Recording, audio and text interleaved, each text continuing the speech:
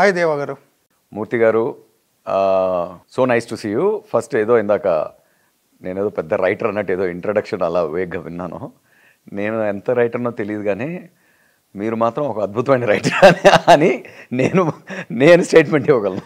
కాదు కాదు దీంతో మొదలెట్టాను కాదు, ఎందుకంటే మీరు నిజంగా రాసిన కథలు ప్రస్థానం, ఫస్ట్ వెన్నెల రొమాంటిక్ మూవీ, తర్వాత సడన్గా ప్రస్థానంలోకి వచ్చారు పొలిటికల్, తర్వాత ఆటోనగర్ సూర్య, తర్వాత రిపబ్లిక్.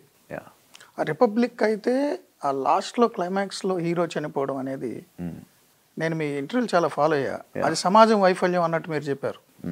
చాలా ఇదిగా, అంటే సమాజం అర్థం ప్రతిబింబించేలాగా. అంటే వైఫల్యం అని బ్లేమ్ కూడా నా ఉద్దేశం కాదండి. Continue please. సో అలాంటి రచయిత మీరు, సమాజం మీద చాలా ఇంపాక్ట్ ఉంది, అందుకని నేను ఆ ఇంట్రో చెప్పా. ఇప్పుడు మీరు మయసభతో రెండు పెద్ద పొలిటికల్ పర్సనాలిటీస్కి సంబంధించిన స్నేహమా వైరమా, అది మీరు ఇన్స్పిరేషన్ మీరే అన్నారు, loosely inspired by land mark incidents events. So అలాంటి పర్సనాలిటీస్ మధ్య మీరు తీస్తున్న ఈ వెబ్ సిరీస్ ఏదైతే ఉందో మయసభ, ఇది నిజంగానే రాజకీయ చరిత్రను తిరగరాసేలాగా ఉంది. తిరగరాయడం అంటే నేను ఒక గొప్ప నాయకుడిని, ఒక ఉద్యమం తీసుకొస్తే అది తిరగరాయడం అవుతుంది. నేను ఓన్లీ కథ రాస్తున్నా. బట్ కథ చాలా ఇంపాక్ట్ ఉంటుంది బ్రెయిన్లో చాలా మందికి. సినిమా ఇంపాక్ట్ చాలా ఉంటుంది డెఫినెట్లీ. ఎందుకంటే ఇప్పుడు మీ మీద సినిమా ఇంపాక్ట్ ఎంతో ఉండడం వల్లే కదా అవునవును మీరు యుఎస్లో ఉన్న అద్భుతమైన జీవితాన్ని వదులుకుని ఇక్కడికి వచ్చారు.